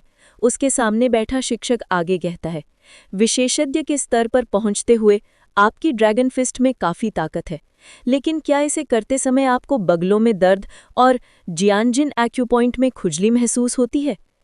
जियानजिन एक्यूपॉइंट सामने की तरफ कंधे के ऊपर है। ये कुछ कदम पीछे हटते हुए सुमेर राठौर को ऐसा लग रहा है जैसे उसने कोई भूत देख लिया हो। उसकी आंखों में डर दिखाई दे रहा है। दूसरे पक्ष के शब्द न केवल सही हैं बल्कि बिल्कुल सटीक भी हैं। ऐसा लग रहा है जैसे उसने उसे प्रशिक्षण लेते हुए देखा हो। तुम्हें कैसे पता चला? सुमेर राठौर पीला चेहरा लिए बिना नहीं रह सका। बात तो बहुत सीधी है। तुम एक गलत युद्ध तकनीक का अभ्यास कर रहे हो। अगर तुम इसी गति से प्रशिक्षण लेते रहे तो मैं गारंटी दे सकता हूं कि 3 साल के अंदर तुम्हारी पूरी बांह की मांसपेशियां नष्ट हो जाएंगी। अमर प्राणी भी तुम्हें बचा नहीं पाएंगे। दरअसल इसके असर अभी से दिखने लगे हैं। क्या तुम्हें रात को सोते समय शरीर में अकड़न महसूस होती है? कभी कभी ऐंठन भी होती है? रोहित सिंह ने पूछा। सुमेर राठौर कांप उठा। सचमुच उसकी भी यही हालत है। बस उसे लगा कि ये अत्यधिक प्रशिक्षण से हुई थकान की वजह से है, इसलिए उसने इस पर ज्यादा ध्यान नहीं दिया। उसने कभी सपने में भी नहीं सोचा होगा कि ये सब ड्रैगन इंच फिस्ट के अभ्यास की वजह से है। ड्रैगन इंच फिस्ट ये एक ऐसा कौशल है जो आपके शरीर को ड्रैगन जैसा बनाता है और आपके शरीर के हर इंच में शक्ति की भावना पर जोर देता है। अगर आप फाइटर फोर्ड एंड पिगू लोक में पहुंच गए होते और ज़ेंकी आपकी मांसपेशियों को पोषण देता, तो इस युद्ध तकनीक की साधना से कोई दुष्प्रभाव नहीं होता। हालांकि आप अभी जुक्सी लोक में हैं और आपका शरीर बहुत कमज़ोर है। इस युद्ध तकनीक का ज़बरदस्ती अभ्यास करने से आपके शरीर को सिर्फ चोट ही पहुंचेगी। जैसे जैसे समय बीतता जाएगा चोट और भी गहरी होती जाएगी। यही कारण है कि हालांकि आप बाएं हाथ के नहीं हैं, फिर भी आपके बाएं हाथ में आपके दाएं हाथ से कहीं ज़्यादा ताकत है। ऐसा इसलिए है क्योंकि आपने अपने दाएं हाथ से ड्रैगन इंच फिस्ट का अभ्यास किया है, जिससे उसे बहुत नुकसान पहुंचा है। अगर आप अभी नहीं रुके तो आप अपंग हो जाएंगे। रोहित सिंह चेतावनी देते हैं। गुरुजी, मुझे बचा लीजिए। इस समय सुमेर राठौर में अब वो अहंकार नहीं रहा जो पहली बार अंदर आने पर था। उसके घुटने कमजोर पड़ गए और वो जमीन पर गिर पड़ा। इस पल उसे समझ आता है कि उसके सामने बैठा शिक्षक वाकई एक विशेषज्ञ है, विशेषज्ञों में भी पारंगत है। ऐसा इसलिए क्योंकि रोहित सिंह ने जो कुछ भी कहा वो उसके साथ घटित हो रही घटना से बिल्कुल मेल खाता है। अगर रोहित सिंह अपनी बात न कहते तो सुमेर राठौर इस पर ज्यादा ध्यान नहीं देते। हालांकि अब जब उसने अपनी बात स्पष्ट और तार्किक रूप से कह दी है तो सुमेर राठौर को तुरंत समझ आ जाता है कि उसने जो कुछ भी कहा वो सच है। ऐसी विशेषज्ञ के सामने उसे अहंकारी बने रहने का क्या अधिकार है? ये हास्यास्पद है कि उसे लगा कि उसे अपना गुरु मानकर उसके साथ अन्याय हुआ है। अब उसे एहसास होता है कि वो कितना भाग्यशाली है। मनोज कुमार को अपना गुरु मानने से पहले वो अकेडमी में कई मशहूर गुरुओं से भी मिल चुका था और उनके सामने अपनी युद्ध तकनीक का प्रदर्शन कर चुका था। हालांकि वे ये नहीं बता पाए कि वो ड्रैगन इंच फिस्ट में प्रशिक्षित है, जाहिर है ये देखते हुए कि उसका दाहिना हाथ घायल है। सबसे पहले ड्रैगन इंच फिस्ट का प्रशिक्षण बंद करो और अपनी साधना को बढ़ाने की पूरी कोशिश करो। जहाँ तक तुम्हें लगी और जमा हुई चोट की बात है, मैं उसका समाधान ढूंढने का कोई उपाय सोचूंगा। रोहित सिंह ने घोषणा की। ठीक है, जोया मलिक को बुलाओ। हाँ। सुमेर राठौर ने जल्दी से सिर हिलाया। आगे कुछ कहने की हिम्मत न होने पर वो जल्दी से बाहर चला गया। जैसे ही वो बाहर निकलता है वो देखता है कि शक्ति भाटी, जोया मलिक और दिलेर खान उसे घूर रहे हैं। क्या तुम रोहित सिंह के शिक्षक से हट गए हो? दिलेर खान गुस्से से पूछता है। हट गए? मैं क्यों हटूंगा? सुमेर राठौर हाथ हिलाकर गर्व से कहता है। उसका चेहरा जरा भी लाल नहीं होता। जो मुझे एक दिन पढ़ाता है वो हमेशा के लिए मेरा पिता है। मैं सुमेर राठौर रोहित सिंह के शिक्षक की शिक्षा से पीछे नहीं हटूंगा। तुम लोग खुद को कैसा इंसान समझते हो? क्या मैं इतना लापरवाह दिखता हूँ? मुझे सचमुच नहीं पता कि तुम सब क्या सोच रहे हो, कि सारा दिन पीछे हटने के बारे में सोच रहे हो। क्या तुम सबको शर्म नहीं आ रही? शक्ति भाटी, जोया मलिक और दिलेर खान बेशर्म, बहुत बेशर्म है।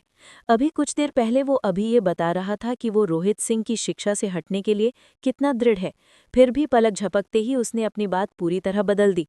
उसकी चमड़ी कितनी मोटी है। वो टीचर शायद सचमुच काबिल है। अंदर जाते और बाहर आते समय दोनों के रवैयों में जबरदस्त फर्क देखकर जोया मलिक दरवाज़ा खोलते हुए मन ही मन सोचती है। दरअसल अंकल मैथ्यू हैन की बातें सुनने के बाद ऐसा नहीं है कि उसका इरादा कभी डगमगाया नहीं है। हालांकि सच्चाई ये है कि सामने वाला उसकी बीमारी को ठीक से बता पाया था, जिससे उसे इलाज की उम्मीद जगी थी। आखिरकार वो इस बीमारी के बारे में दूसरों के सामने बात करने में बहुत शर्मिंदा है, इसलिए उसके लिए इसे ज़्यादा लोगों को बताना नामुमकिन है। बैठ जाइए। कमरे में आते ही वो रोहित टीचर को देखती है और बैठ जाती है। टीचर, आपने कहा था कि आप मेरी बीमारी ठीक कर सकते हैं। जोया मलिक का चेहरा लाल हो जाता है। रोहित सिंह सिर हिलाते हैं। आपकी बीमारी एक आसान समस्या है। दरअसल जोया मलिक की समस्या का समाधान करना ज्यादा मुश्किल नहीं है। वो वास्तव में बीमार नहीं है, बल्कि उनके पास शुद्ध यिन शरीर है, एक ऐसी शारीरिक प्रकृति जिसकी अनगिनत महिलाएं कामना करती हैं। उनके शरीर में यिन ऊर्जा प्रबल है और इसे सही दिशा दी जाए तो उनकी साधना तेजी से बढ़ेगी। हालांकि ये अफसोस की बात है कि आदर्श नगर में किसी ने इस पर ध्यान नहीं दिया और उनके लिए यिन प्रकृति साधना तकनीक भी नहीं चुनी। अन्य महिलाओं के लिए ये साधना करने के लिए वास्तव में एक अच्छी मार्गदर्शिका है। हालांकि यिन शुद्ध यिन शरीर वाली जोया मलिक के लिए ऐसी साधना तकनीक का अभ्यास करना उनकी स्थिति को और भी खराब कर रहा है। उनके शरीर में यिन ऊर्जा समय के साथ धीरे धीरे जमा होती रहती है। जब वो छोटी थीं तब इसका पता नहीं चलता था। हालांकि जैसे जैसे उनका शरीर विकसित होता है, एक महिला के अनोखे गुण स्पष्ट होने लगते हैं और उन्हें अपनी इच्छाओं को दबाना कठिन लगने लगता है। अगर उसका समय रहते इलाज नहीं हुआ तो वो अपनी कामवासना के वशीभूत हो सकती है और चाहे कितनी भी कोशिश कर ले वो अपनी इच्छाओं को पूरा करना मुश्किल हो सकता है। इसलिए उसके साथ ऐसी अजीब स्थिति पैदा हो रही है। ये ठीक है, जोया मलिक अचंभित रह जाती है। उसे नहीं पता था कि उसके पास एक शुद्ध यिन शरीर है। दरअसल उसके पिता भी इस तथ्य से अनजान है। हालांकि उसके द्वारा शुद्ध यिन साधना तकनीक विकसित करने वाली बात सच है। क्या यही वास्तव में कारण है? व्हाइट जेड प्योर मेडन कौशल, ये एक प्रभावशाली कौशल है, लेकिन यह आपके लिए उपयुक्त नहीं है। अगर आप इस समस्या का मूल समाधान चाहते हैं तो आप कोई और नई साधना तकनीक ढूंढनी होगी। स्थिति समझाने के बाद रोहित सिंह कहते हैं, आपको कैसे पता चला कि मैं व्हाइट जेड प्योर मेडन कौशल विकसित करती हूँ? जोया मलिक अचंभित रह जाती है। ये साधना तकनीक आदर्श नगर में चली आ रही है। बाई परिवार के अलावा बहुत कम लोग ही इसके बारे में जानते हैं। यहाँ तक कि बटलर मैथ्यू हैन, जो अभी कक्षा के प्रवेश द्वार पर खड़ा है, उसे भी इसके बारे में पूरी तरह यकीन नहीं है। लेकिन उसके सामने बैठी शिक्षिका तुरंत इस बात की ओर इशारा कर देती है। जोया मलिक अविश्वास की स्थिति में है। तो दोस्तों, कहानी यहीं खत्म होती है, लेकिन हमारी दोस्ती अब शुरू हुई है। अगर मज़ा आया हो तो लाइक दबा दो, वरना बिल्ली चूहे का पीछा करते करते आपके घर पहुंच जाएगी। और हाँ, सब्सक्राइब करना मत भूलना, नहीं तो अगली कहानी का पार्ट 2 सिर्फ सपने में ही देख पाओगे।